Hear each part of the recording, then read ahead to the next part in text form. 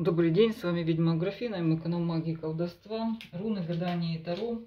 Подробно обо мне вы можете узнать у меня на Инстаграме, найти меня в Телеграм-канале, где публикую более закрытые материалы, которые не проходят модерацию на других площадках. Сегодня у меня в связи с создавшейся ситуацией защита, которая называется Айхсхьярм. Иногда просто называется шлем ужаса. Шлем ужаса – это защита, чтобы вы понимали. Это не порча.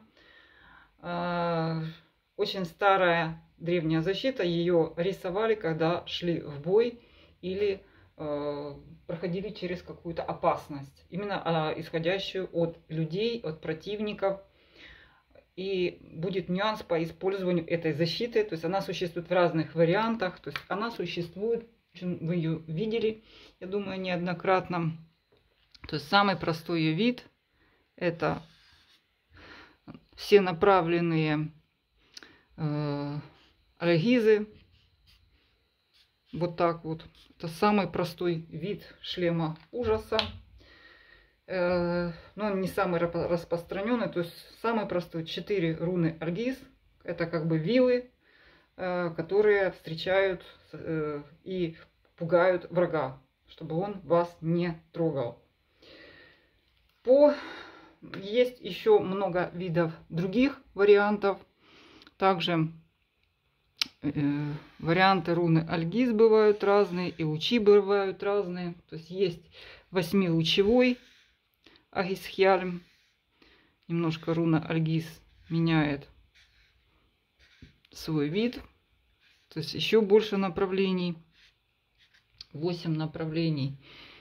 Вот это дополнительный сопротивление идет. Я рисую как по кругу. Можете рисовать так. В центре это вы сами. Это центр, это вы. Вспомните, есть еще 12-лучевой Айхсхьярм. Защита, шлем ужаса, должен наводить ужас. То есть это идет речь, когда вам надо пройти какой-то опасный участок, где опасные люди. Оно не действует в случае, если это какая-то стихия, допустим. Для этого существуют другие защиты. То есть это воины наносили на шлем, сейчас наносят на любой головной убор, и можно изнутри, можно снаружи, кстати. Часто это рисовали прямо на лбу кровью, вот, прямо кровью. То есть это защита быстрая, это защита короткая, ее нельзя носить все время, она только дается вам максимально собраться вам и максимально развести от вас этих врагов, в том числе и опасностей, которые исходят от каких-то людей. В том числе это выстрелы, какие-то люди, которые там могут в вас попасть и так далее и тому подобное. И дает вам дополнительную энергию для того, чтобы собраться и максимально проскочить какой-то момент. Хороша для воинов, когда он идет в бой. В целом, это его основное назначение. Либо вам надо где-то пройти быстро, да, чтобы вас не тронули. Чтобы вас вот просто в этот момент, где вы идете, чтобы все, паника и ужас в стане врага. Но этот став энергозатратный, его нельзя носить долго. В случае, если не чем нанести, наносите слюной на лоб. Этот вариант самый легкий. Есть еще 12-лучевой, я не буду рисовать. Ну, очень много вот такого вот, если вы увидите. Шлем ужаса оговаривается с какой-то целью краткосрочной.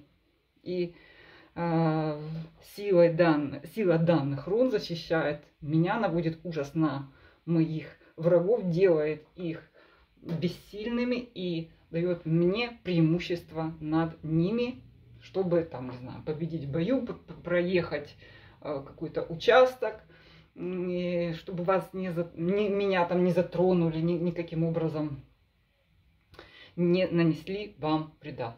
Все. В общем, очень короткий оговор на короткое время, потом вы что, убираете это или снимаете этот амулет, есть в виде амулетов. Но я говорю, что это краткосрочная защита, собрать силы в кулак и пройти.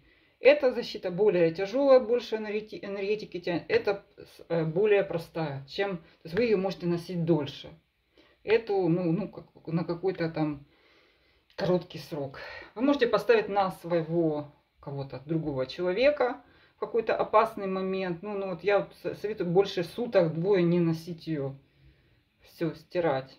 То давайте отдыхать. У меня пока все. Так, поняли, Альгиз это защита по принципу, да, врага не на вилы, не пускать его, и в центре вы вот со всех сторон защищены. Лоб нанести можно хоть слюной, хоть кровью, хоть на шлем, хоть на, не знаю, кепку, на что угодно. Вот и все.